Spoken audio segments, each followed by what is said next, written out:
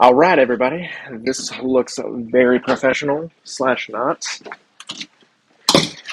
Welcome to the MMAvens pre-fight UFC 302 show. My name is Luke Slater with my co-host Roland Wraith, and we are here to break down the fights on the UFC 302 pay-per-view tonight. Tell me a little bit about what you're thinking about these fights, Roland.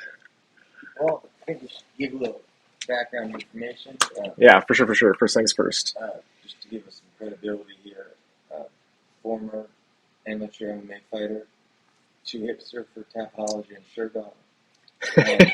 I would not say that had to do with my skill level. Some people's first name is the last name, vice versa. My last name happens to be a nickname. So when I fought, it was Roland. My nickname was the Wraith. My name's Roland Wraith, the throw everything off. But here I am now. Here we are. So, my name is just my real name, but Luke instead of Lucas. So, that's the only story behind that. I am a longtime MMA fan, probably of 20 years, at least, since 2005. Ultimate Fighter season. Which one was the first season I saw live? Season 3, I think, with Michael Bisping was the first one that I was watching live. But before that, I was watching the fights, just not the Ultimate Fighter. And we watched the UFC VHS tapes way back in the day as well. So over 20 years at least. The first pay-per-view I saw, like that we purchased, was Liddell Couture suit. Okay. And I don't know if I saw that one. I think the first one I saw live with you guys was maybe Jeremy Horn versus Chuck Liddell. Is that right? Yeah, I remember you ended up hanging out and staying later because everyone was going to come around parents' house to watch the fights. And you ended up staying and got hooked. Yeah. So always love mixed martial arts. Started with the love of just martial arts and movies way back in the day, and transferred into the real thing. So yeah, I think we have a lot to offer. Extensive background. I did boxing for a year in college and jiu-jitsu for a year in college, but beyond that, not much. So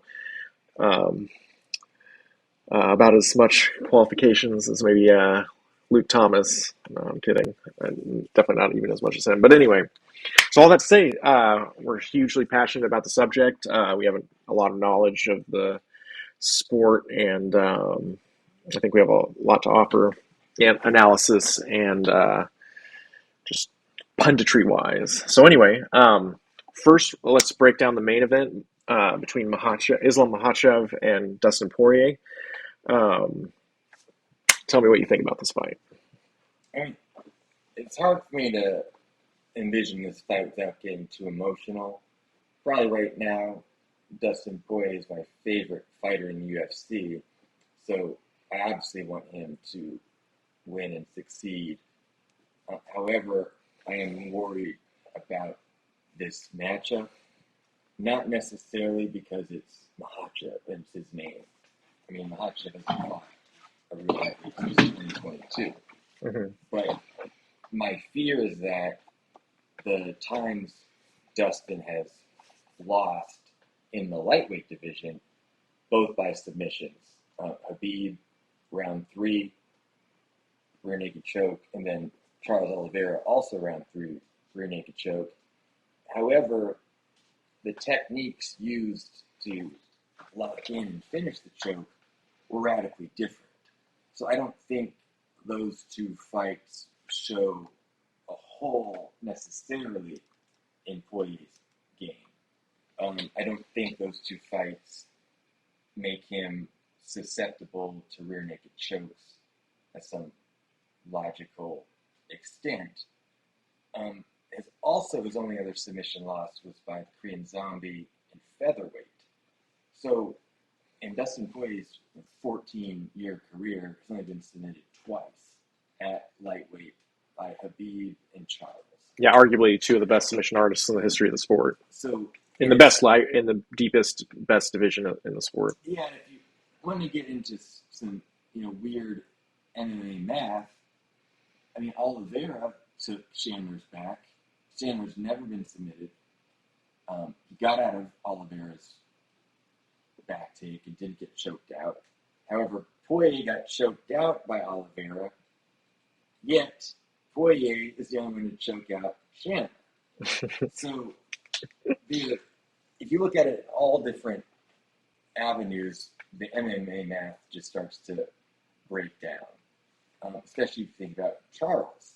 He has been submitted by Jim Miller, Makhachev, most recently, and then guillotined by Pettis and Ricardo Lamas.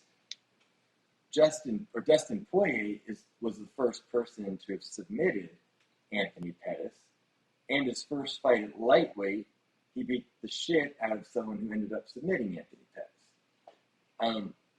So it's honestly it's hard for me to get a good grasp on Makhachev.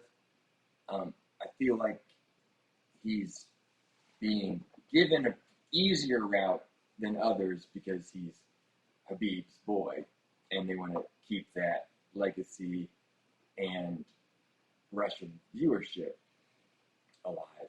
Mm. But in terms of resume, strength of competition, Islam's is pretty weak. I mean, his first ranked opponent was Thiago Moises, and they gave Thiago Moises a rank just so Makhachev could fight a ranked opponent, and that was his 10th fight in the UFC. Mm-hmm. By Conor McGregor's 10th fight, he already had the lightweight title. I'm not saying he didn't have an easy route, but Makhachev's career has been this slow, long process. But that being said, he still might choke out Dustin. Yeah, he's definitely, arguably the best pound for pound fighter in the world. He is on a lot of lists. I still think that those, more than any other rankings list, the pound for pound is kind of unverifiable, or obviously unverifiable. But I do think that Dustin has a way better chance than the odds are giving him. So we'll do picks on here sometimes, like DraftKings Sportsbook. I put bets on the fights. I'm going with my heart on this for Dustin. I want Dustin to win, and I think he's a prohibitively large underdog in this. I think plus 455 is what he was sitting at when I placed my first bet, and then I placed another bet later that had changed slightly to like plus 440. But just it's an uphill battle. The vaunted Luke Thomas, 35 years and older, 0% success rate for title fight wins at 155 and below is a thing. But again, not even again, this is the first time we're talking about it, but stuff like that is just can only tabulate what's happened already. And Dustin, it's like the Drake bet is a journalistic measurement. Right. It really doesn't mean anything in all reality. But yeah, exactly, the Drake bet, or the Eminem song walkout song thing, where it's like something like that. But yeah, I think Dustin has the tools to beat Islam for sure. The Khabib fight was so long ago that I think Dustin said it himself. It'd be ridiculous that it wouldn't have gotten better since then. And he I will say prior, he had still not had hip surgery yet in the Khabib fight. Oh yeah, that's right too. Yeah, his hips are trashed. The one he had surgery on was an extensive surgery. He could barely walk. I've actually had the same injury, and like I said, I do have a martial arts background. I have 2 head kick knockouts. By the time my hips were fucked up, I couldn't kick above the waist. Mm-hmm. So just having some taste of what he was going into this fight struggling with, it's almost horrible to think about the pain he endured just to get there. And then of course it's in Abu Dhabi. So right. And I don't trust Abu Dhabi to have the whole roster's interest in mind to just make the Dagestan fighters. Right, exactly. And yeah, I think Dustin can knock out anybody. I think that if this fight stays standing, Dustin is going to really give Islam a hard time. I think that if he can if he can use scrambles, if he does get taken down, to get back to his feet and just try, he's got to keep it standing. I guess I don't really have much confidence in him winning on the ground, which I don't think many or anybody would. Um, I I really hope.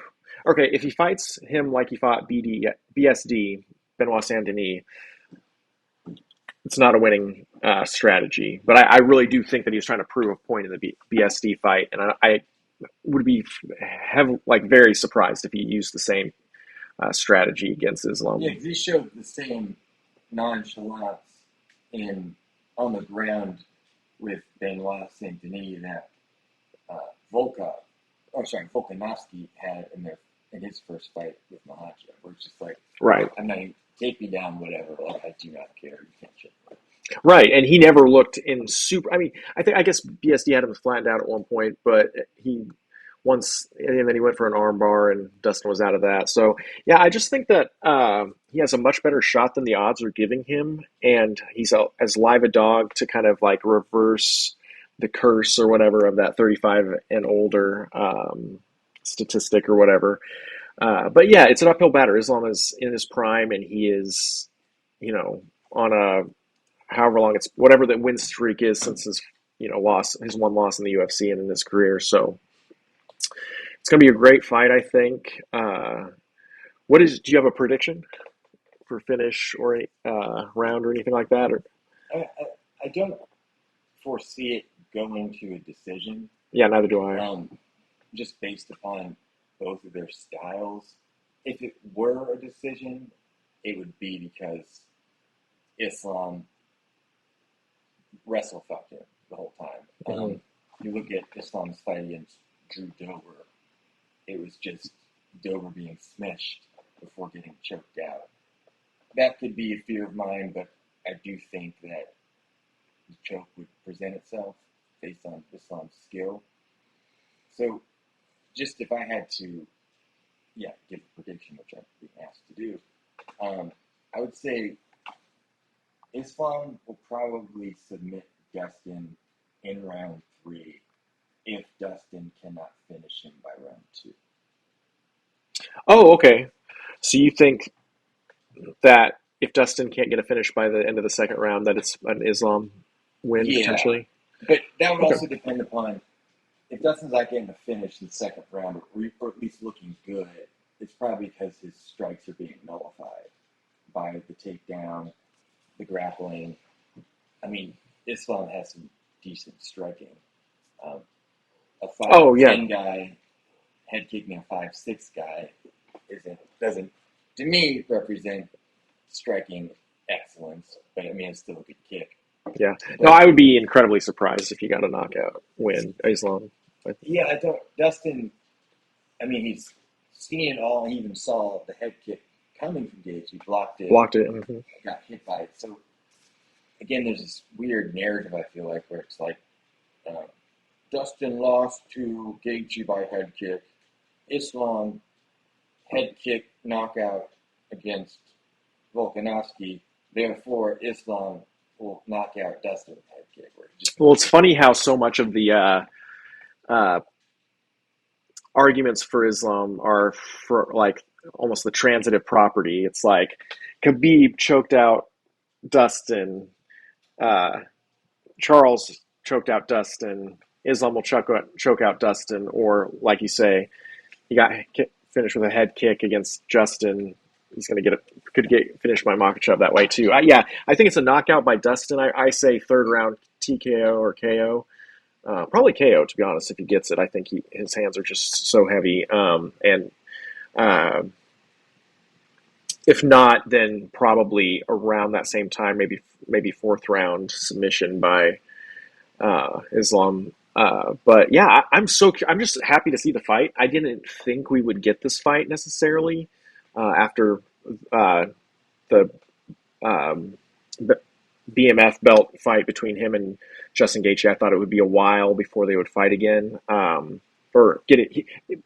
it would be longer until Poirier got the shot again, if he got it at all. So I'm just happy that the cards fell where they did with the Arman and Charles fight. I mean, I'm not happy with that result. I wanted Charles to win that fight. Dustin and Charles are my favorite lightweights and favorite fighters right now in any weight class. But yeah, I'm just thankful for this fight's happening, that Dustin gets a chance to kind of finish the story, as it were. I think you were saying this before, his record, the names that he's collected over time. I think right now he has a far better resume than Islam. Although, again, Islam hasn't been in the game as long and can catch up with that for sure at some point if he's to continue doing what he's doing. But I think at this point, Dustin just has beaten better guys over the course of his career, and is many people have been saying, and I agree, that like even if he isn't to get this title, the undisputed title, he's one of those few fighters who can. Wow, I need hey Josh, can you give me the plug-in for this? This computer's literally about to die. I need it literally this moment. In the bag in the right front pocket. Wow, this can be tragic. So yeah, if you could just plug it in right there for me, please. But anyway, so yeah, I think that my pick is Dustin by KO, TKO in the third round.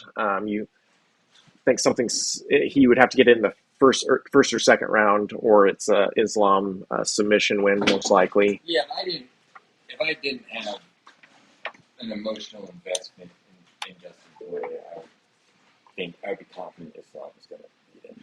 Okay, yeah, fair enough, and I do think that is fair, for sure.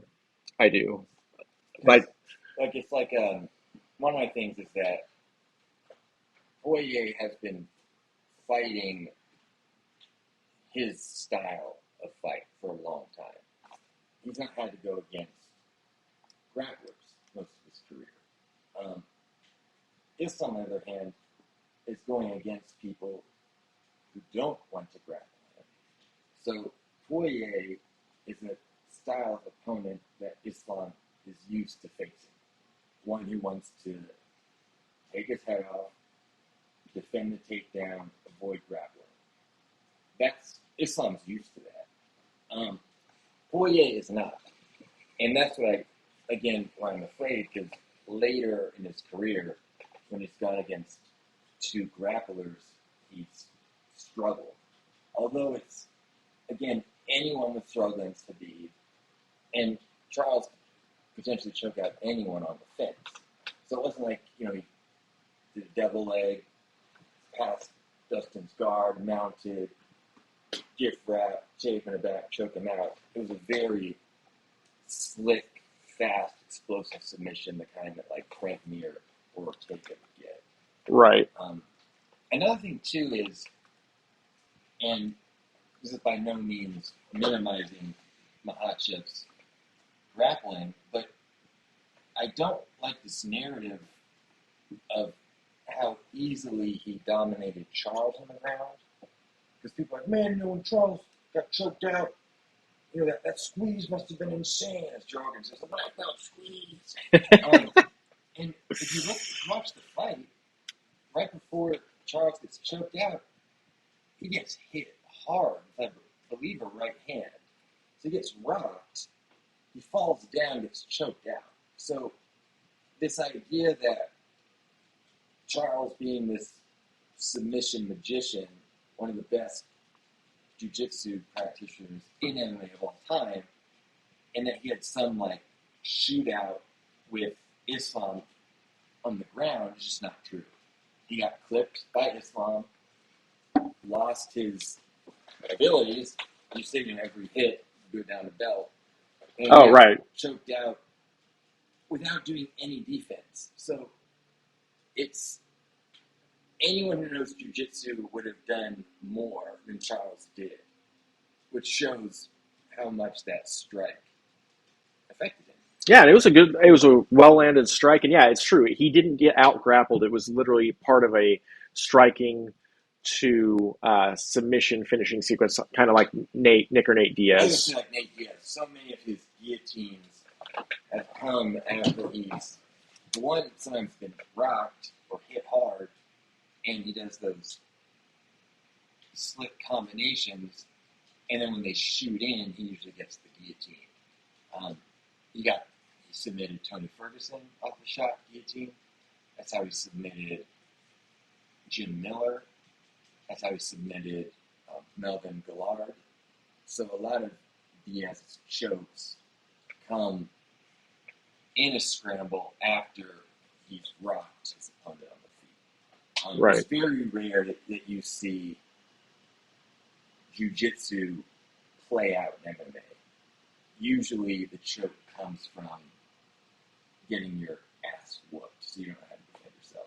Not to say that these people aren't good at jiu-jitsu, but when Taporia choked out Bryce Mitchell, I mean, you don't think, oh man, that's a black belt level technique there. Bryce was pulverized and took his neck. No, 100%. That's totally right. So yeah, I think that this is a dynamic fight. I think, like you say, it's gonna, if it stays on the ground, Islam's gonna be dominant. If it stays on the feet, Dustin's going to be dominant. But I do think that this fight will take place in a lot of those liminal spaces. I think the clinch will be a big factor. And to be honest, I think Dustin can use a lot of those calf kicks that he used against Connor in a way against Islam to make him hesitant for the takedown or to have less weight on his back foot.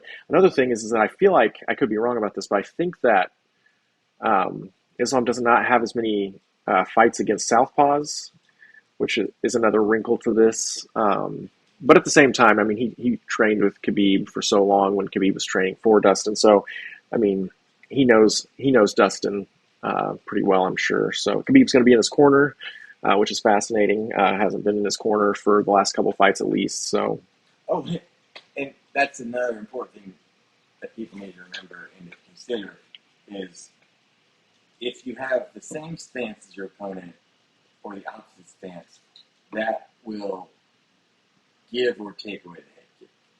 So if I'm going southpaw and my opponent is orthodox, the head kick's not there. The body kick's there, but the head kick's not there. So as soon as the stance switches, that kick becomes unavailable to begin with. cool. Yeah, that's right. And what about...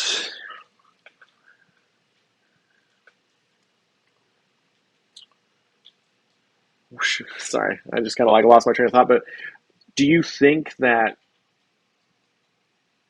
this fight can be dynamic on the ground? Do you think Dustin can get in some scrambles, or do you think he's going to kind of have to either wait out the round like he did against Charles in the second round of their fight, or how do you see it playing out on the ground compared to his previous fights, Dustin? Do you think he's pretty well prepared for that aspect of the game? He said one thing about the Khabib fight was that he literally just having that fight taught him so much because he didn't realize how much control someone like Khabib could have. He'd never felt that before. So I think that there's a part of him, and especially training with Mateusz Gamrot, and I'm guessing, I don't know if Renato Moicano was in his training camp at all, but he'll have Mateusz in his corner. He's the fourth cornerman, I think, along with Dia Davis, Mike Brown, and I don't know who the third would be. Oh, is that it? Yeah. Oh, he's him in the corner? Oh, Adriano Martins? Or I wouldn't want to say yes or no because I don't know. Okay, yeah.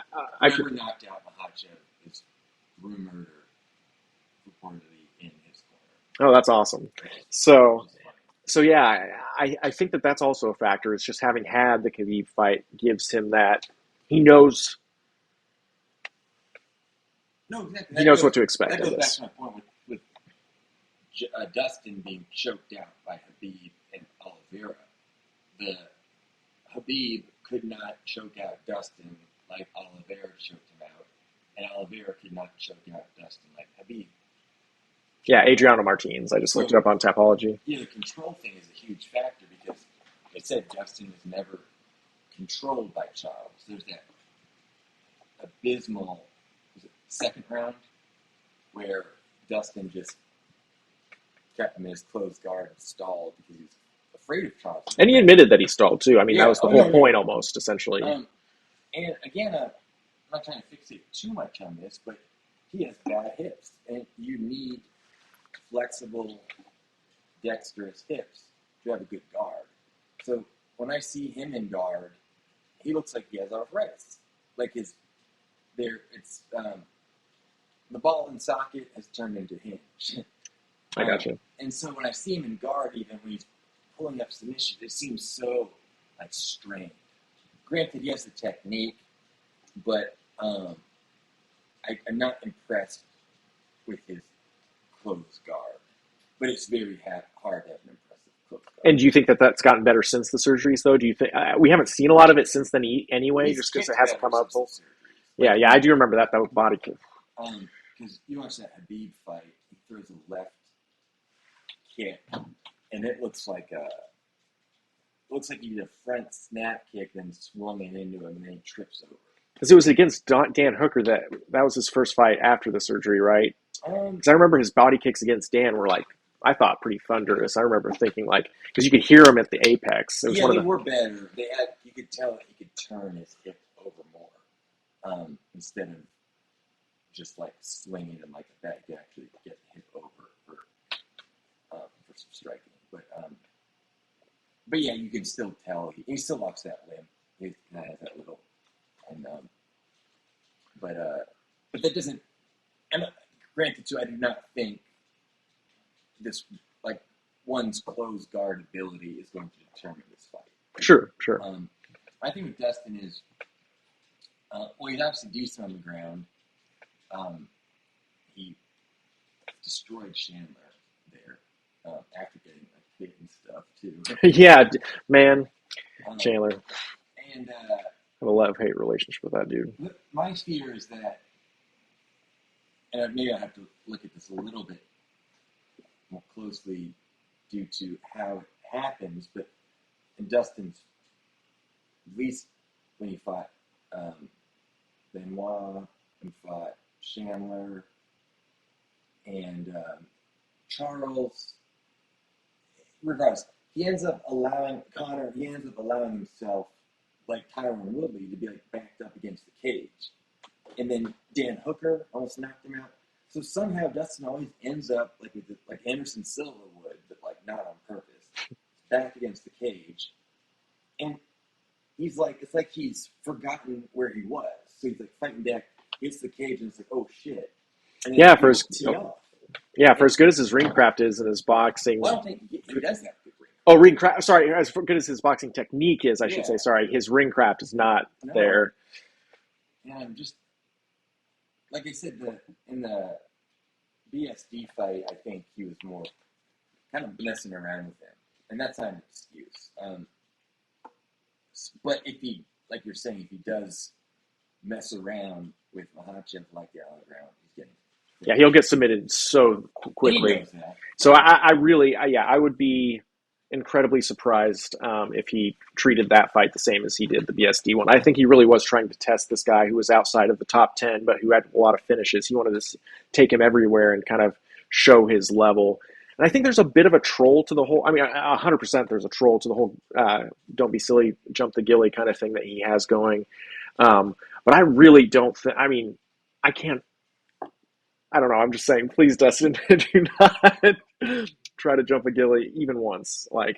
Dear Lord, my heart will sink. I don't know. But again, to me, this fight is all gravy for Dustin's career.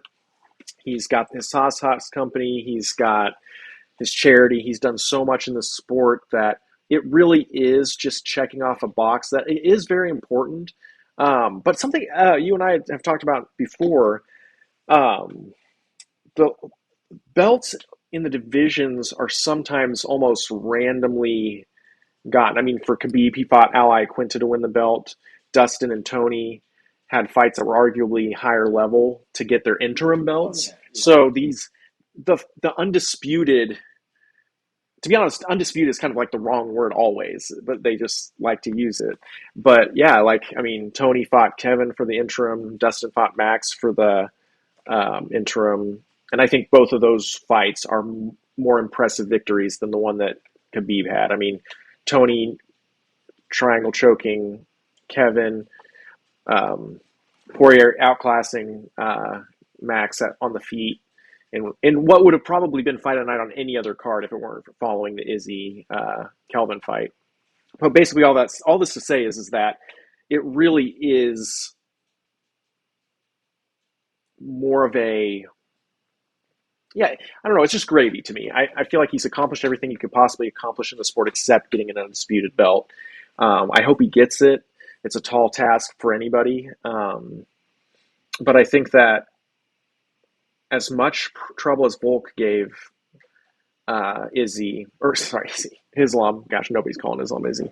I think that Dustin can really, he's just dynamic. I think he's a dynamic grappler as well, as seen by the Pettis fight and other fights he's had. I think he's just literally just been submitted by two of the best submission artists at lightweight ever. And I don't think that's like very controversial to say. So yeah, it'll be a fun fight. Either way it goes, well, either way it goes, I'll be very disappointed if Islam wins. But again, it'll be a fun fight. Great matchup, and two of the highest level lightweights in the history of the sport fighting tonight. Yeah, and kind of like what you're saying, it's almost a shame that like the Diaz brothers aren't more articulate, or that people would just take them more seriously. It's like because they aren't super articulate, people assume their ideas are invalid. But it turns out, I mean, and Nate Diaz will be happy to remind everyone, anytime, anywhere, that he was the forerunner of literally everything except Gracie Jiu-Jitsu. But, so, and he's been saying this whole time, the belt is a sham. Not in the sense of that if you win the belt, you don't deserve any praise, but who holds the belt, who fights for the belt, and when they fight for the belt is never merit-based. Dustin's not fighting for merit. Dustin should not be fighting for a championship. Yeah, fair enough. Which I don't care. I mean, I'm happy to see him, but like, so if you look at, this is kind of what you were saying before, if you look at the lightweight division when both, well, Dustin's always been slaughtering everybody, but when Tony was on his streak, you have the two biggest names at the moment, Khabib and Conor, both in lightweight. Their success and status as champions, that's more important to the UFC than merit. Mm-hmm. So if you look at Dustin's trajectory up to his fight against Max, and then after that, he fights Khabib. I mean, it's unreal who he faced. He ended Max's streak. Yeah. I mean, he still had the streak at featherweight, but as far as just like winning streak, he ended that streak, which was an incredible streak. So here you have two people like Ferguson and Poirier, who, if it weren't for political reasons, they would have been champions. Yeah. I mean, the circumstances surrounding all those fighters, not only just the circumstances, but the fact that Ferguson and Poirier were not only active, but were putting on spectacular performances. While then you have McGregor making all his money and just taking the fight with Floyd, which is fine. I mean, that's what you're in there for. But if you have to look at it two ways, you're in there to make money. But if the money making is getting in the way of the sport, as a fan, I'm getting angry. So I want every fighter to be rich, blah blah blah. But if a fighter's wealth and success is not only holding back other fighters, but literally prohibiting them from being champion, that's bullshit. Oh, 100%. I mean, like we were saying before, imagine if you were like some professional athlete. Let's say you worked at UPS. You're a manager. Someone drops a crate on you from a forklift. You get injured, and then you get demoted. It's like Tony trips over the wire. This is an at-work incident. He'd be eligible for workers' comp, to just put it as judiciously as possible, or judicially, sorry. So, and it just goes away. And so, all I have to say is, when I think about the greatest fighters in the lightweight division, I don't think about Habib and Conor first and foremost. They just fought so sparsely in their primes. And this is my main issue with Habib and his Dagestani crew. And this is coming from someone who's getting a PhD in Russian. I can't stand how the Russians, especially the Dagestanis, go about fighting. It infuriates me. And here's why. So you have this group of fighters who are from one area. However, the most powerful manager in MMA, Ali Abdelaziz, is working with both Dana White and the UFC, and he's working with everyone in Abu Dhabi. So Ali Abdelaziz is in it for himself. He's not an unbiased manager. He's there on behalf of the UFC. He's managing fighters on behalf of the UFC. So you have these fighters who never fight. They never fight. So that's what I remember about Habib, is he never fought. So when you say, tell me about Habib's legacy. Here's someone who never fought and was the most frightened person I'd ever seen in MMA when it came to a challenge. If he wouldn't take a fight on 2 years' notice. Like it's borderline. Yeah, I don't know what my point is. My point is this, though, is that you have all these Dagestani fighters who have a ton of outside money from a dictator who murders people, a corrupt Dana White and Ali Abdelaziz, so they can get injured and fight once every 3 years, but they have the money to. So you have certain fighters that blow out their ACL, they can't afford rent, they have to fight. Umar Nurmagomedov sprains his knee, he's out for 3 years, but he's getting paid by Hadir. Right. It pisses me off. No, it's true. If you look back at Khabib and Umar and Islam's careers, there's so many canceled bouts and so many of them are injuries, which again, that happens in the sport. Of any sport out there, like, injuries are going to happen in MMA, but I think you're right. There's no way of fully knowing, but there's a fair chance that a lot of fighters would have gone through with a lot of those fights that they withdrew from, but they had the luxury of the backing of a whole government system to kind of take fights when and where they wanted to, and where they wanted to often, because so many of those fights take place in Abu Dhabi or on their terms. So, and Makhav's popped for banned substances. That's true, yeah. And that was before his Shootover fight. It got rescheduled because the charges were dropped immediately because apparently Makhav's doctor had prescribed it for a heart condition, which it seems to have gone away. Right. Yeah, I had forgotten about it until you brought it up, to be honest. So they effectively got away. And that's the thing is about Ali Abdelaziz, is back when the antitrust lawsuit was still going on, Ali, a manager of the fighters, so somebody who should have been on the fighter's side in that antitrust lawsuit, was a key witness for the UFC. So we know where his loyalties lie. And where's Noah? And where's Noah? Exactly. Where is that guy? All right, so let's move on to the co-main event. We've got Paulo Costa fighting Sean Strickland. What do you think about this fight? I gotta be honest, even though I consider myself like Triple X hardcore fan, I do enjoy not only fighters who troll, but when their success itself irks people like a troll would. Okay. So, I was impressed, for example, with Sean Strickland's performance against Izzy. Oh yeah, undeniable. But there's part of me that was glad that Sean Strickland beat Izzy, because him beating Izzy would make the whole community angry and think he's a sham. So I do enjoy seeing trolls essentially end reigns of fighters who get bored. That's a very general statement. I'm also not accusing champions of not being good fighters because they are boring. Because if I were a fighter, and now that we all know about pay, structure, everything, hang on to your belt. I mean, Anthony by any means Smith necessary. should have taken that belt from Jones. Oh, for sure. But And Tyron Woodley, you can't blame him for his style. I mean, again, if you want to keep the belt, do what you can. I never liked watching a Tyron Woodley fight, but I don't blame him.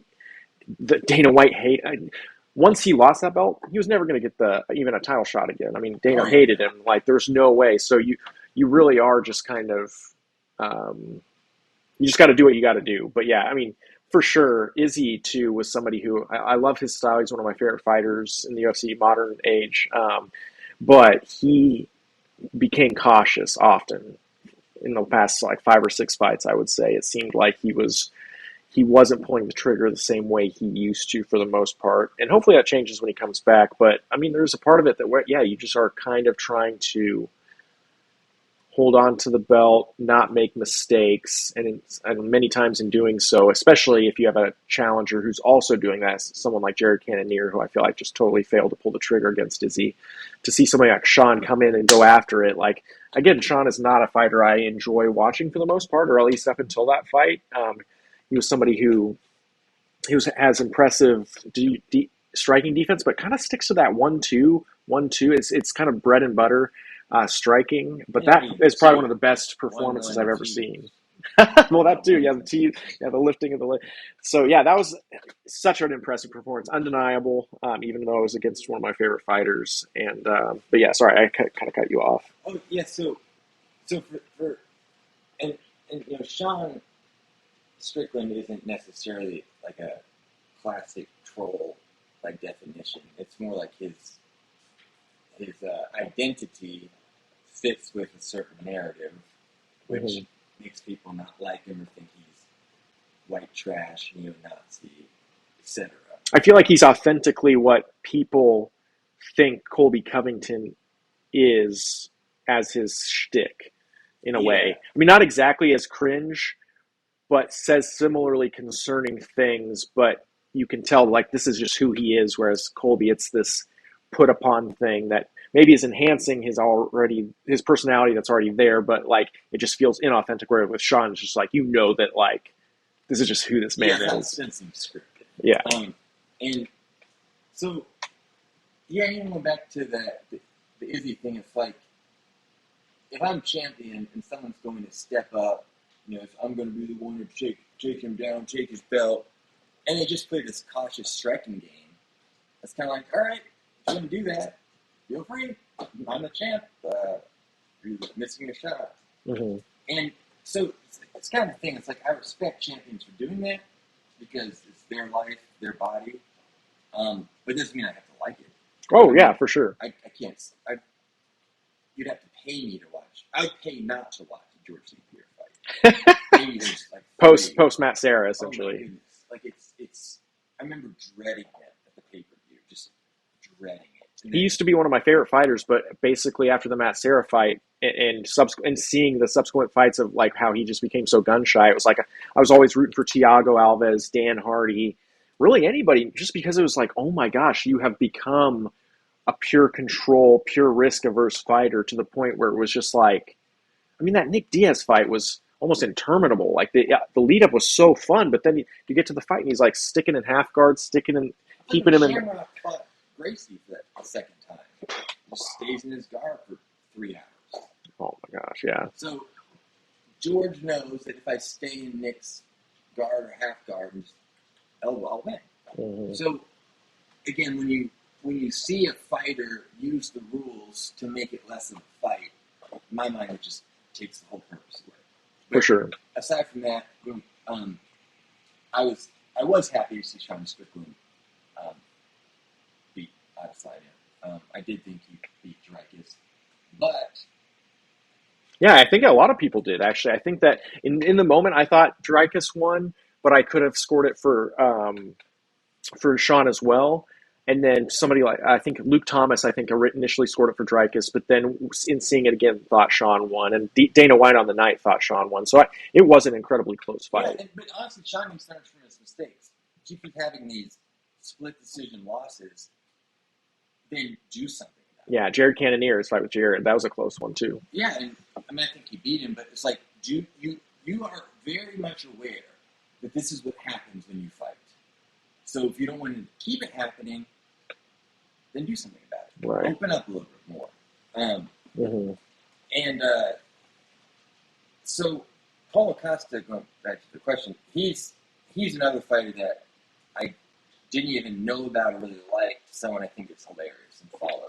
His personality has really come across on Twitter or X or whatever. And I've studied foreign languages. It's very hard to convey your personality in a foreign language, and especially when he was with Captain Eric and then Waleed Ismail, whatever his name is. They were essentially, Paulo doesn't know English well enough yet, and they're giving him an English script. Now that he's more comfortable with the language, he's showing his personality. He's hilarious. And I want him to beat Sean. I think he will.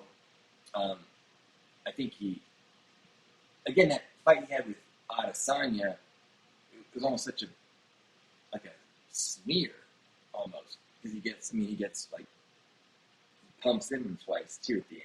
Like, that was such a, everything surrounding that fight was so bad or embarrassing. That kind of like took away from Costa. Then he had all those mishaps with missing weight and then fighting Vittori 205. That was one of the funniest things. The way he handled it, I don't know how you possibly come out in a positive way from that. Like, not only did you miss weight, but you literally fought at 20 pounds heavier than the weight class, and you just got them to change it to that weight class. I mean, again, he lost, but wow, like, he found a way to just come out seeming hilarious about it. I don't know. That blew me away, because there was a time where he bothered me more. Like, I didn't enjoy him as much earlier on for that reason, where I think that Waleed Ismail and the Eric Albarazine, they were almost trying to be the Paul Heyman to Brock Lesnar kind of thing, WWE style. But once, like you said, his actual personality, and you see kind of where that humor comes from through GIFs and memes and things, you kind of get a better sense of it. Even though, I mean, even now, I mean, you see the pre-fight press conference, he's sitting there trying to engage with the audience, and it's still very heavily broken English. So I really do think that social media has been key in allowing him to connect with an audience in a way that he hasn't before. And I think that his losses recently, like I personally scored the fight against Robert Whittaker for him. I haven't gone back to rewatch it, so I could change that, but I thought he won that fight. And the fight with Vittori, I was happy to see it kind of made him pay for missing weight so badly. But I think he looks great, and I agree. I think that he will win. Similarly, I think the fight could play out similarly to the Jared Cannonier fight, although I think that Paulo could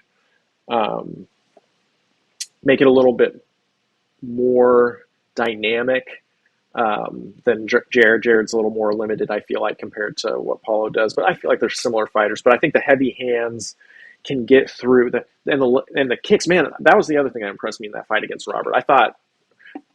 I mean, Costa probably has thrown kicks plenty of times in the past, and I think he threw some against Izzy too. But like, that to me was the most effective kicking game I've seen from him. And I think that having the variety of strikes compared to what Sean is throwing could really be the difference. It is a 5-round fight, though, and Sean is good at kind of those war of attritions with people. Do you think that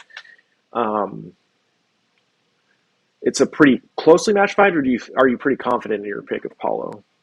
I'm pretty confident in my pick of Paulo.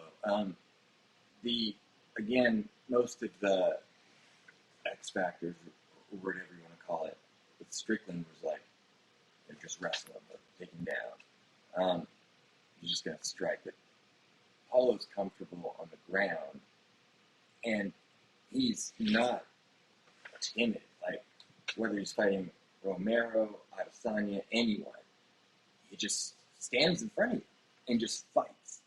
So it's going to be interesting to me. It's like Sean's used to jabbing people up using his footwork. What happens when someone who can throw tremendous kicks with a lot of power is just going to stand in front of you? Mm-hmm. And I know Costa's going to kick, but I can't see Sean's going to grab it and take him down. I don't think Sean has the to take him. He's just going to jab him up like the YouTuber. Try to. I just don't. Paulo Costa's strengths do not match well with Sean's weaknesses, which is aggression and power. Mm-hmm. Like that's his worst nightmare because he can't do either.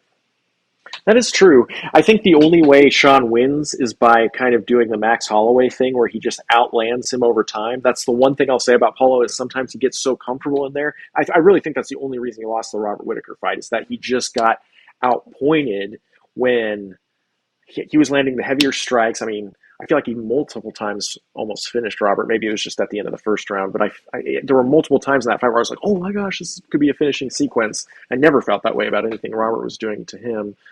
So having those 2 extra rounds, I think, like a lot of people are saying, I've heard across other podcasts that I check out, the idea that like if it goes past like a round and a half, that Sean can run away with it. But I don't know. I think that Paulo's he has underrated gas tank. I feel like his fight against Yoel was a great one. I mean, it was still 3 rounds, but I mean that was a fun one. Even against Marvin Vettori, I think he struggled at first, and then I feel like he found his rhythm after a while, and I think it was just a little too late. So I think that with this fight, and him knowing going in that Sean is this volume kind of like snowball type of fighter, that will help him. And I think there's an element to the fight with Izzy of just total shock. I mean, everybody was picking against Sean. Everybody felt like it was literally a tailor-made matchup for Izzy to look good. And I think Izzy bought into that too much too. And fair enough.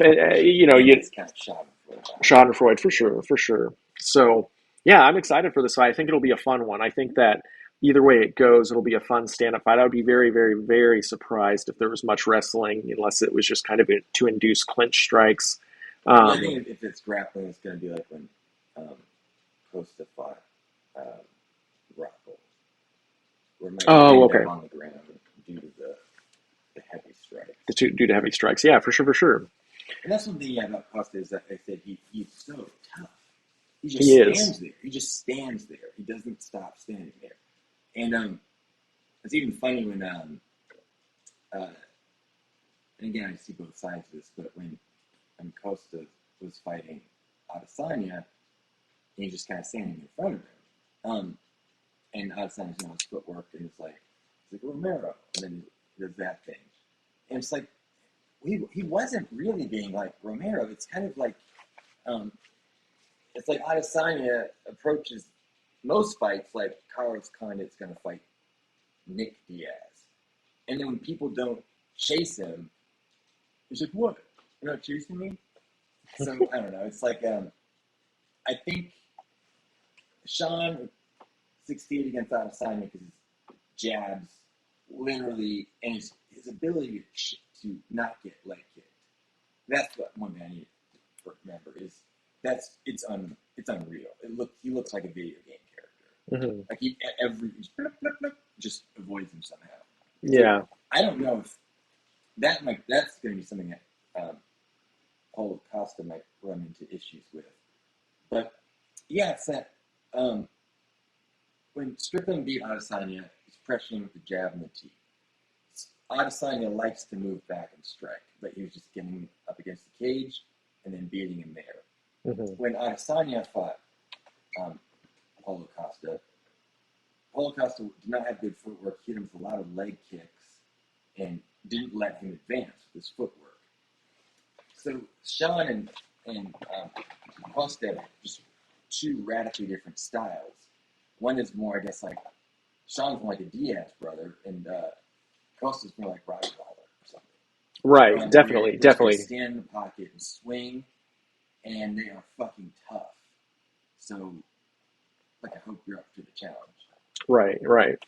Yeah, so I think we're in agreement. I would say, to be honest, man, does Sean get finished very often? I'm trying to even remember. Other than Alex Pereira, I don't remember him getting finished. So, but I would be surprised that after 5 rounds there wasn't a finish. Yeah. So, and I feel like Paulo's gotten better. Again, he didn't finish Robert, but I think he was close. So I think that a TKO on Paulo's end in the third or fourth would be And yeah, possible. has Robert Whittaker ever looked bad except against Adesanya? No. Not really. I mean, not only. I mean, I guess Dricus, fights. but that was again more at the end. It was like the strike and then the finishing sequence. But before that, I thought he looked good. But yeah, so yeah, I mean, think about his fight against Whittaker's fight against Cannonier, Vittori, Gastelum, Darren. Like he everybody that's not Adesanya, he doesn't just. It's not just some close scrap. He dominates them, and the fact that Paulo Costa could have arguably won while playing Rob's game. That's very impressive to me. Oh yeah, for sure, for sure. All right, well, let's move on to the rest of the card. We won't stick around too much longer trying to like dissect every little fight. I just want to highlight a couple of them, especially the Kevin Holland versus Michelle Oleksiejczyk. I think that's how you say it, Michelle Oleksiejczyk fight. Big Kevin Holland fan, one of my favorite welterweights / middleweights, I guess. What do you think about this fight? Oh, I'm excited. I guess it's kind of funny because I'm not like a Fairweather fan, but I'm not as much of a fan as Kevin Holland as I used to be. Maybe it's simply due to the fact that he's not been winning as often. I don't know, but I also don't know if he's still with Travis Luque. That was never clear to me. Yeah, I don't remember. He's never in his corner. He doesn't mention him anymore. But he was so close to Travis Luque that when Holland went on the Joe Rogan podcast, he brought. All right, I remember that. Yeah. I'm interested to see. Basically, Kevin Holland reminds me of Donald Cerrone. They're never going to get a belt. They don't have the discipline as an MMA fighter to get the belt. I'm not saying they're not disciplined or talent, but again, you think about Habib versus other fighters. All he thinks about is belt. Kevin Holland, Donald Cerrone, all they think about is fighting.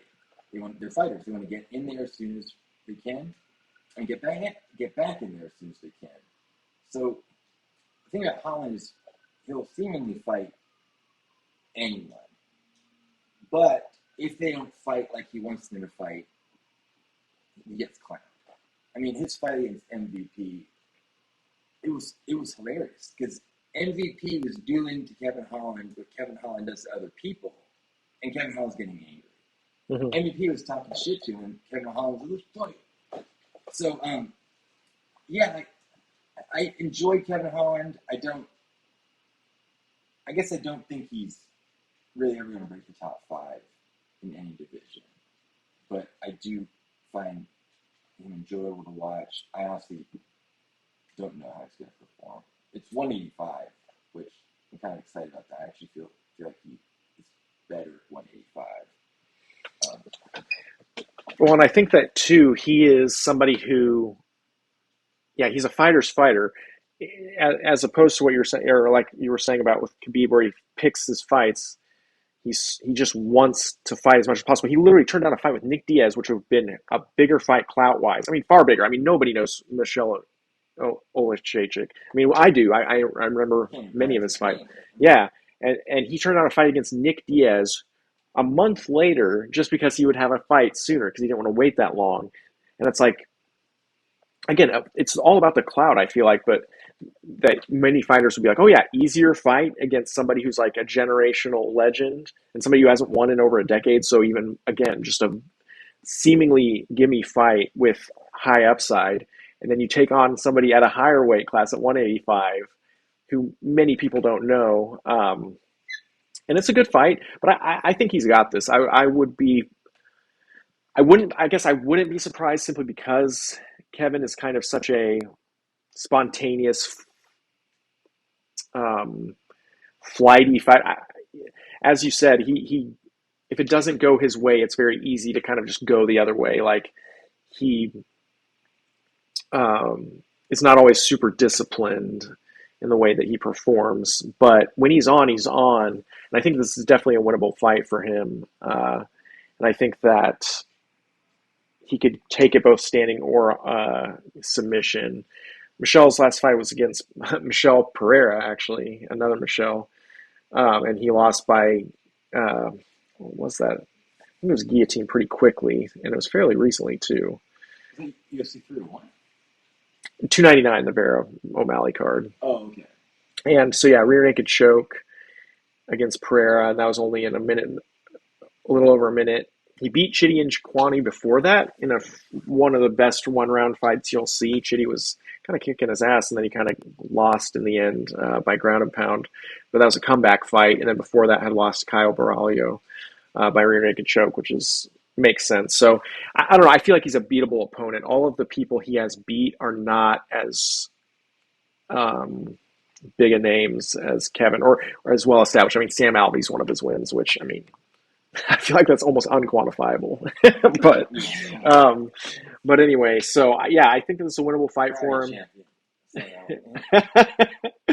But yeah, so I don't know. I took Kevin. He's a prohibitive favorite for me as far as the lines on DraftKings were. So I paired him up in a 3-leg parlay between Basil Hafez over Mickey Gall, and then who was the other one? Jailton Almeida over Alexander Romanov, just because I think that Jailton is his strengths and Romanov's strengths are the same, but Jailton's more of an athlete. Romanov's gasses almost immediately in almost any of his fights.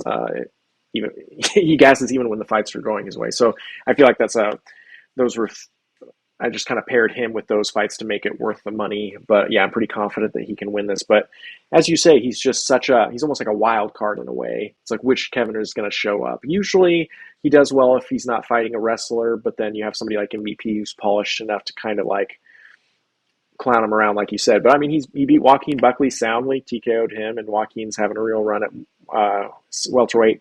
I really do think, like you had brought up, it's the discipline that he lacks. And if he could ever get that, he really could, I think, find more success. But he's more of just a fighter's fighter, fun fighter. And I think he's had like 13 fights since like Connor's last win, which is just insane. That's the other thing too. It's like often, even I know you're not doing this per se, but I mean, I was kind of, this is in the back of my head where I'm like, he lacks discipline. I'm not saying that it's some like armchair coach. Like, Kevin needs to get discipline. And it's like, what draws someone to become an MMA fighter is very unique. I mean, it's such a dangerous, unforgiving sport. You could be the greatest fighter of all time and then get your knee blown out in the gym, and that could be it. Right. So it's such a dice roll, even if you have the talent for it. So I agree, and also, so when I say Kevin was not disciplined, I'm not saying he should get disciplined because that's what I would do if I were him. He doesn't want to be disciplined. He probably couldn't fight if he tried to be disciplined. It's part of his X factor in a lot of ways. Yeah, and it's like it's the virtue of his faults. I'd rather not train wrestling and fight and not get a belt than train wrestling, be bored, fight once a year. Like he'd rather just fight than fight for the belt. And as an individual fighter stepping into the octagon against another person, there has to be plenty of motivating factors beyond a belt. So yeah, no, I'm excited. One thing I do remember, and I'm still surprised by, I'm trying to like quantify this, but before Holland moved down to 170, he fought Brunson and Vittori. Brunson and Vittori both just wrestled fight in the entire fight. And we're getting pieced up in the small amount of time. Pieced up in small time. So it's like, how is Kevin Holland like piecing up Derek Brunson and Vettori, just in these little moments. And honestly, I'm not trying to do this whole thing, that's where I think, this is how I see Poirier potentially winning.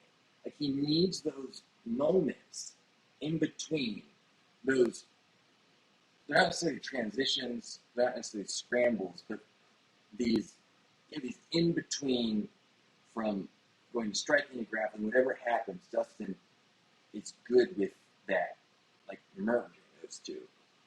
So the counter striking, but counter striking not other strikes, but counter striking to the wrestling or to the grappling. yeah, so whatever happens from the shot to the clinch, Dustin knows how to do something in between that to disrupt it. Mm-hmm. So I think Islam's going to have a similar game plan that like Vettori and Brunson did towards Holland, which is just get him down as quickly as possible and then just work from there. Right.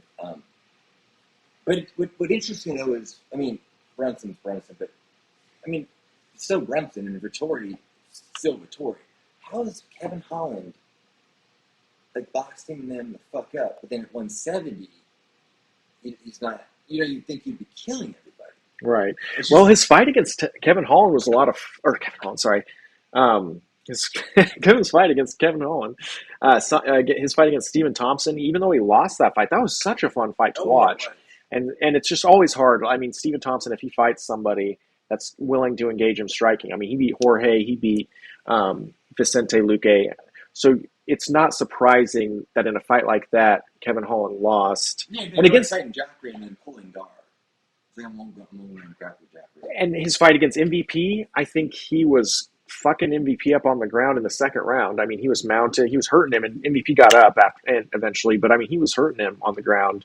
And then in the Stephen Thompson fight, I feel like if he would have grappled more, he had a road to success. But he's just kind of one of those stubborn guys that like isn't really going to do what Marvin Vettori or Brunson did to him to other fighters. If those fighters are kind of hurting him on the feet, he's just going to engage. And I mean, he beat Santiago Ponzinibbio by head kick. Not head kick, left hook. Jeez, sorry. And then Darkstroke Chiesa, who's a grappler. His fight against Jack Della Maddalena was a split decision, and I thought that was a great fight. I really didn't know who I thought won. If I was paying, that was on the night. There were reasons for me not being fully focused, but I thought it was a fun fight while it lasted. I kind of remember thinking it would have been cool to see it as a 5-rounder. And JDM is just one of the best welterweights now, I feel like, in the division. I mean, what he did to Gilbert after essentially being heavily controlled for most of that fight shows kind of what he's capable of striking-wise. So I really don't think any of Kevin's losses recently are much to frown at. I mean, Stephen Thompson, going 4 rounds with him out of 5 before retirement. Michael Page in a fight where once it got to the ground, it was like night and day, but he just couldn't keep it there. And then a great stand-up fight against Jack. And then that Chimaev one, which was such bullshit. I mean, again, I'm sorry. I know that you're supposed to protect yourself at all times, but he totally, like, they went for that glove touch and Khamzat ducked in. I mean, I don't know, maybe you see it differently, but for me, I just think that was such bullshit. But again, I'm a fan of Kevin. I'm going to think that anyway. So, yeah, I just think this can be a showcase fight for him, I feel like. And I feel like he only loses to guys who are named fight, people that are co-main or main event fighters almost all the time. So pretty confident in my pick of him, and I think it'll be a TKO or choke. I mean, I really think he can kind of do whatever he wants in this fight. I think he'll be in my TKO. Cool. All right. Is there any other? Well, let me take a look real quick. Oh, okay. So I think this has some this fight card has some solid fights all the way around, but other than those 3 fights we already talked about, nothing super sticks out. I think Randy Brown versus Easy Dos Santos is going to be a fun one. I like Randy Brown a lot. Easy Dos Santos beat BSD, Benoit Saint-Denis. I mean, BSD, that was out. They fought it. It was a short notice fight for BSD at 170, and then he moved down to 155. But he fucked BSD up. Like, that's one of those fights where I don't know if you remember it, but the referee really was like criticized because BSD would just not give up, but he was getting pieced up. So Easy Dos Santos is one of those guys who's like quietly has some great wins, and him and Randy, I think, will put on a great welterweight fight. Nico Price versus Alex Morono is another one of those where it's like they're kind of those technical brawlers. And then the other fight on there, Roman Kopylov versus Cesar Almeida. That's a middleweight fight that'll be a stand-up war, I think. So all three of those fights, again, nothing sticks out massively, but Cesar Almeida is a former Glory kickboxing champion, so his 5-0 record, even though it's small, he has a lot of hype behind him, similar to Alex Pereira. And Roman Kopylov is somebody who's a great grappler, but has most of his fights are just really fun fights with great body shots and things. So I don't know if any of those three fights stick out to you, but those are the rest on the main card. I think really important thing to point out and remember is that Mickey Gall has fought both CM Punk and Mike Perry. That is good to remember. Mickey Gall, my goodness, I think he's about to get smashed because Basil Hafez, he fought short notice against JDM, who we were just talking about, Jack Della Maddalena, and it was a split decision. Many people thought Basil won. To be honest, I don't think I even saw that fight, but I just heard so many people being really impressed by him, so I think he runs through Mickey. I actually have Basil as part of two different 3-pick parlays, one with Jalton Almeida, him, and who's the other one? Oh my goodness. The other prohibited favorite.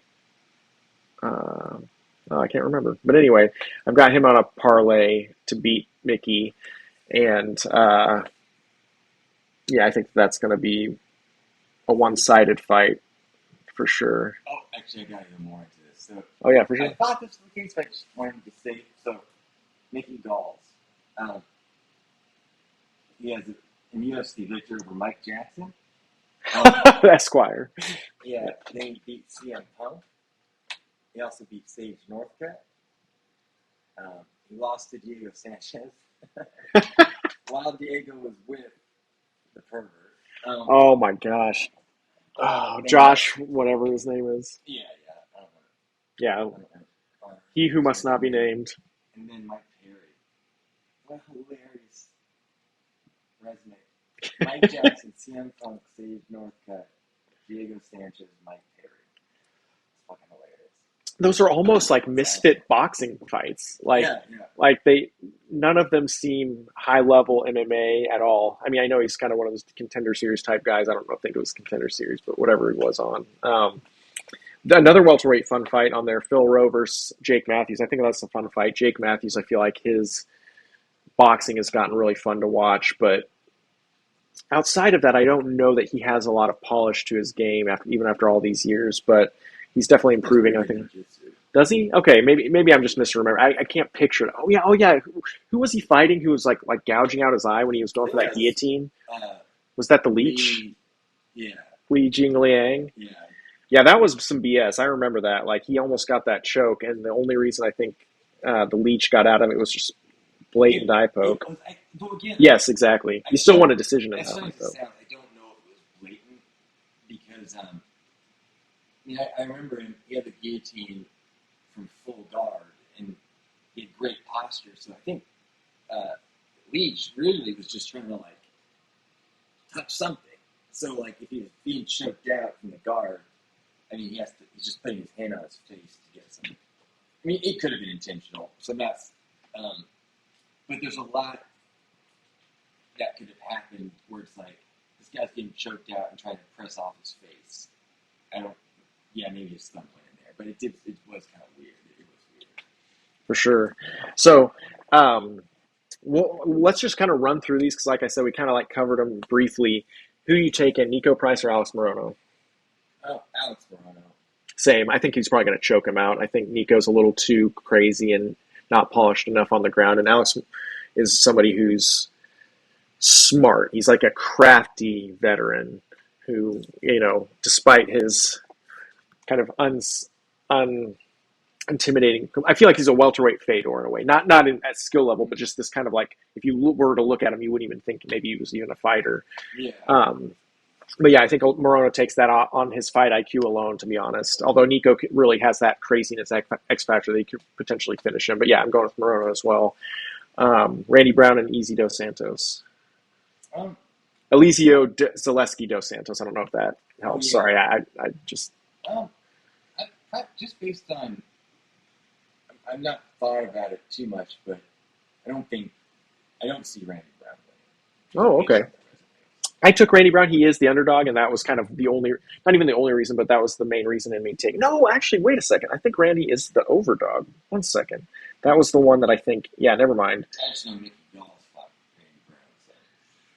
Yeah, so Randy just beat Muslim Salikov with a straight right earlier this year, which was impressive to me because Muslim, he's that. What do they call him? The king of kung fu or something? He's got his own kind of tricky stand up. So that was kind of surprising to me. But yeah, personally, I think Randy takes it. But Easy Dos Santos is a live dog in that fight for sure. What about, do you did you even have your eye on whatsoever the Roman Kopylov Cesar Almeida fight? Was that anything that you could even pick? Um, Are you Again, just based on names, I'd probably pick Kopylov. If it goes to the ground, he definitely wins.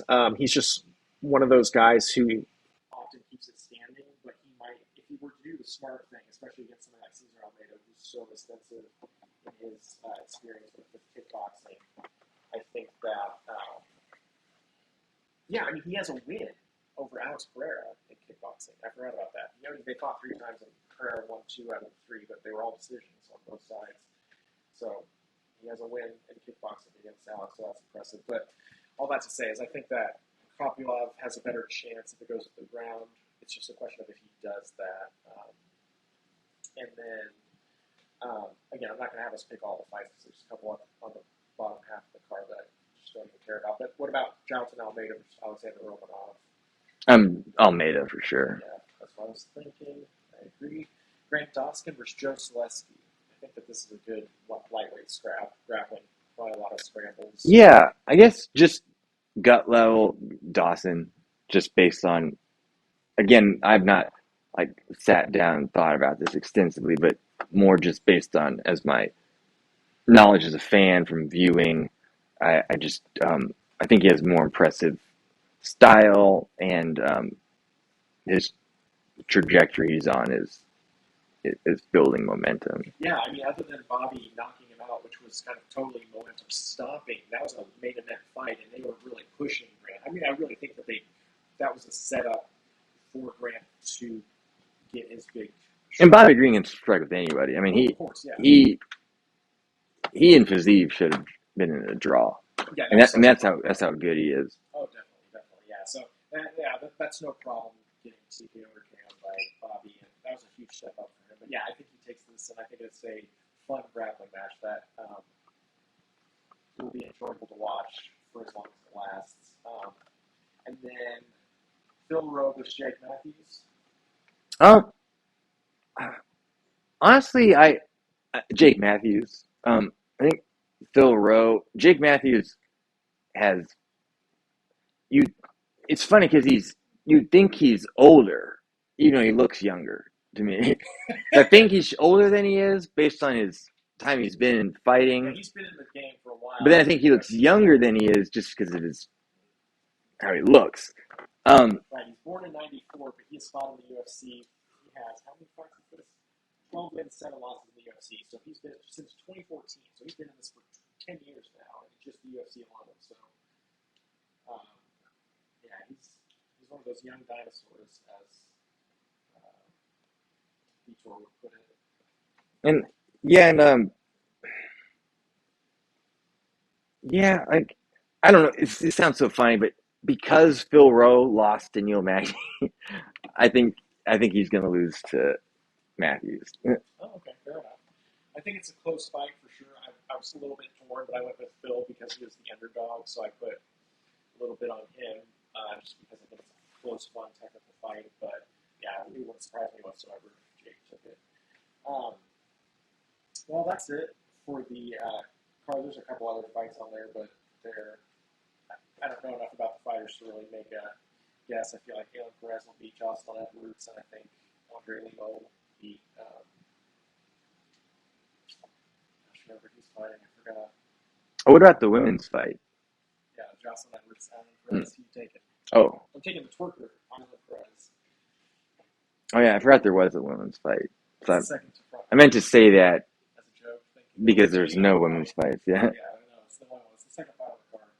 Andre Lima versus Mitch Raposo is the first fight on the card. Then Jocelyn Edwards, Alan Perez, and then are you taking Mickey Gall against Vasco Hafez? Oh yeah. Okay. All right. Real quick, I just wanted to get your thoughts on the bookings for the Abu Dhabi card. It's a really good card overall. I feel like you got Umar Nurmagomedov versus Corey Sandhagen, Marlon Vera versus Davis Figueiredo. I think those two fights are going to be just banger 135 contests. It's been better than some pay-per-views of late.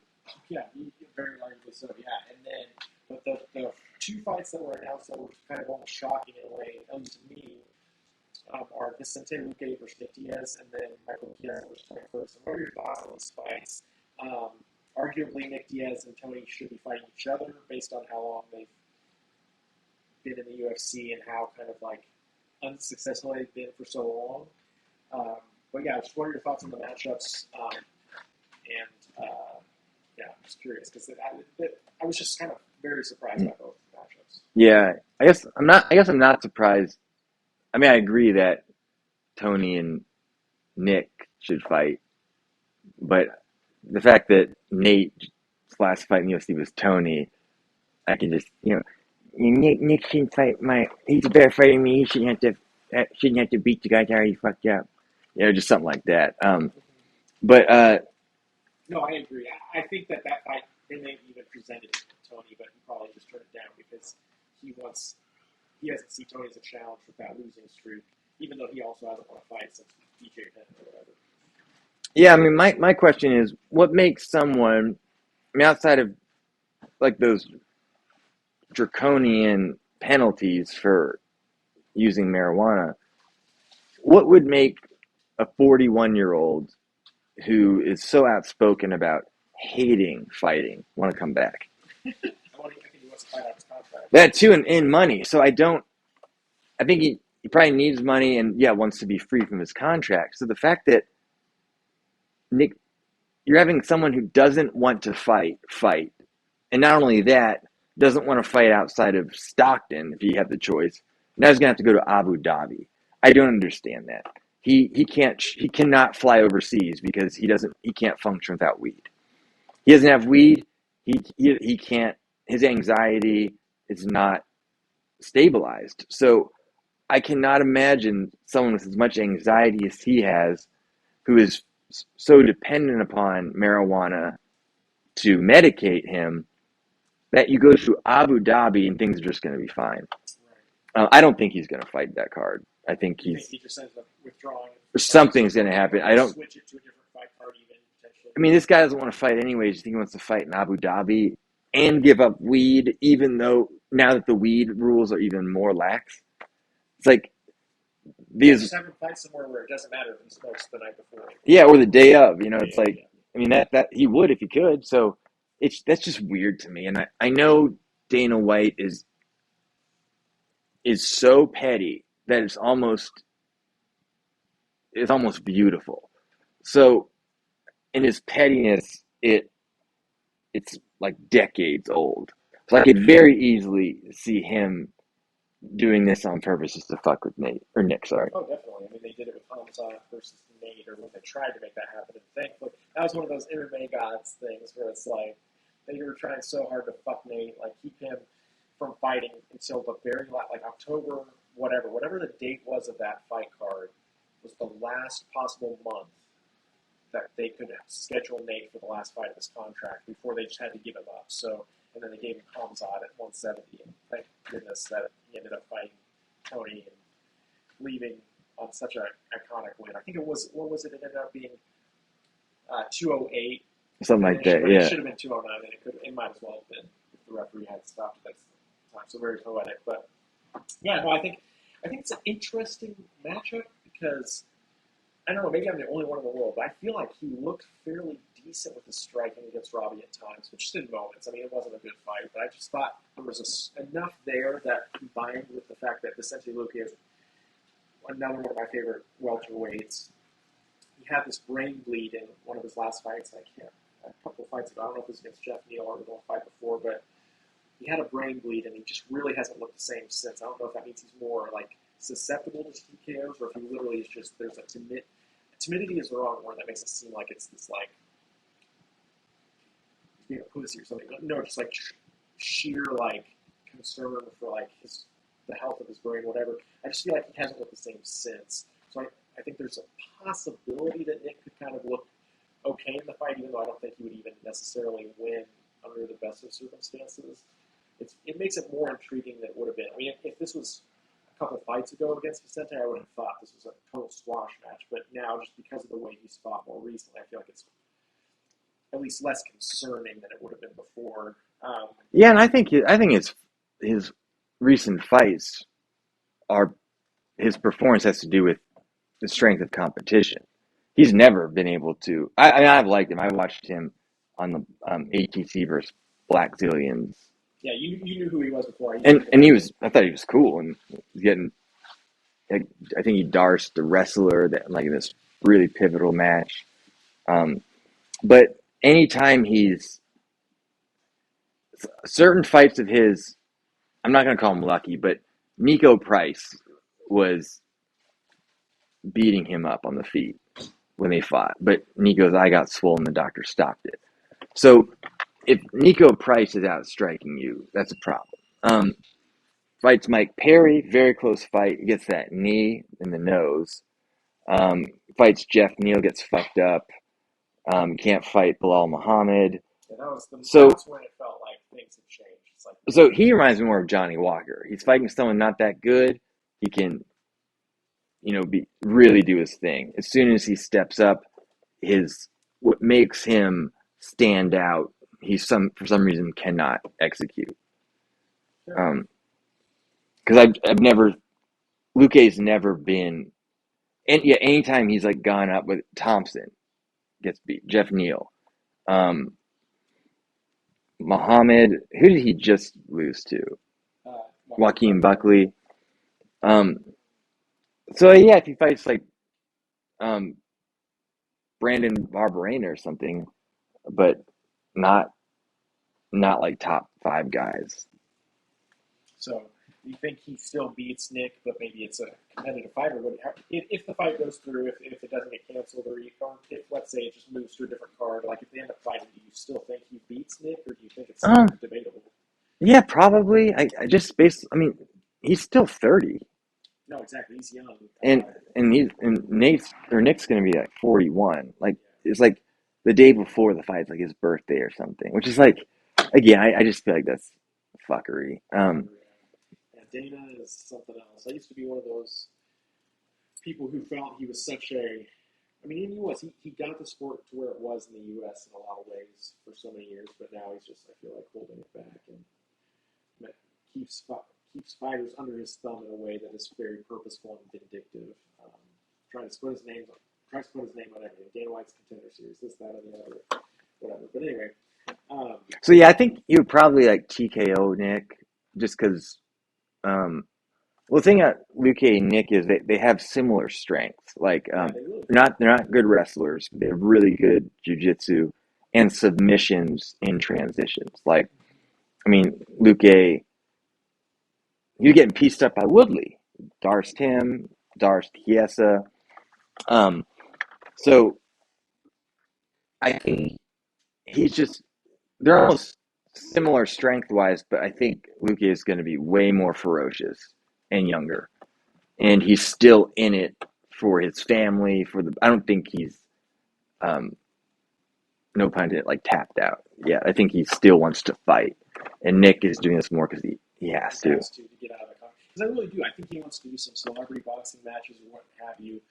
I think he still wants to make money on his name, but he can make so much more money on his name outside of the UFC. I wonder what his contract status is. Hopefully this is his last fight, that'd be great. If not, hopefully they give him another one soon enough that he can do it, but otherwise I assume they'll drag it out.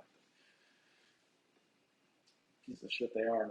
But anyway, Tony Ferguson versus Michael Chiesa, do you think he just dominates him and submits him pretty quickly? Chiesa does that, yes. I think it will look very similar, unfortunately, to Bobby Green can submit it. the Chandler fight. There's no way that Chiesa doesn't get Or not the Chandler fight, sorry. video. No, when I don't know why I said Chandler. So yeah, I completely lost it. Neil or Charles fights. I was talking about oh no, sorry. I think it will look like when I don't know why I call him Chandler. When Chiesa fought Condit. Oh man, that was so disappointing. Where you're gonna see these former killers just look like a shell of themselves. And Ferguson's guard sucks. I'm happy to say that and prove it over his last fights. His guard sucks. And maybe it was good. I mean, something happened in that Justin Gaethje fight. And as a human being, I can't imagine taking that much damage and then just being okay. Oh, definitely. But I think there's the Tony before the Justin fight and the Tony after. They're not the same person almost at all. And I think it also, going to get off subject, but it exposes 10th Planet as kind of illegitimate. Because you have Bravo's systems now over 15 years old. No ADCC champions, no UFC champions who represent 10th Planet. When in Tony's last fights, when he's been on the bottom, he throws his legs up and just like you wouldn't even know he did jiu-jitsu. It's I'm sounding critical. I'm more upset because I loved Tony. I still do, but it's very hard to see his decline. But I don't know what he's going to offer Chiesa. I think it's only merciful in the sense that Chiesa has never really been a killer when it comes to strikes. Maybe on the ground a little bit, but it's definitely not on the feet. So I feel like if there's a fight to give him that's high profile enough, I mean, Chiesa's a fairly popular fighter, but somebody who's kind of transitioned mostly into the punditry game as well. So I think he kind of wants to get out soon too. I mean, I think Chiesa's on his way out too. So that's why I think that it doesn't bother me as much. But yeah, I see Tony throwing like some spinning elbow, getting clinched, taken down, dominated. Then he'll do his little thing where he gets guard and does the buggy choke, but not to choke, just to stall. And then he gets 69'd. That's all he did to Oliveira. Is that Oliveira would get in his guard, he would wrap his leg over, grab it, and sit there. It's just like, I mean, again, that sounds so mean, but people with good guards are active. And then when he tries to be active, he cannot control anyone's head. It's like he's trained. It's like through all his training, he never learned that when you're in the guard, you need to control someone's head. And even his fight against Kevin Lee, I mean, he gets him in a triangle, but it's like he like kicked up his leg. I mean, it's not a traditional, choke. It's still good, but like he just does not have a good jiu-jitsu game from the back, or at least not anymore. Yeah, that's what I would say. More accurately, not anymore. Well, I'll leave it at that. I just wanted to get your thoughts on those two bookings because like I said, they just kind of came out of nowhere for me. Yeah, I'm excited for the fights tonight. We should probably get going because it's a little after 5. I'm sure the first prelims going to start. I'm not going to watch the first couple fights, at least until after the fact if they're good enough. But eventually we'll be hopping on to watch these. Thanks for watching our first MMA podcast, the MMAvens podcast. We'll be putting stuff out much more regularly going forward, and we'll do a post-fight show sometime next week, just going over the results and then looking at MMA news. There'll be a lot more looking at all sorts of different things in the MMA sphere. Today was just more focused on the fights because it's kind of last minute before the fights start, and so it'll be a little bit more varied going forward. And we'll like to have some humorous parts too to add to it. But yeah, thanks for watching, and expect more from us going forward. Thank you, everybody. Oh, I guess, sorry, do you have anything to say before we Oh, no. All right, well, here. So speaking for Luke Slater, Roland, Wraith, we are the MMAvens, and you'll hear more from us soon.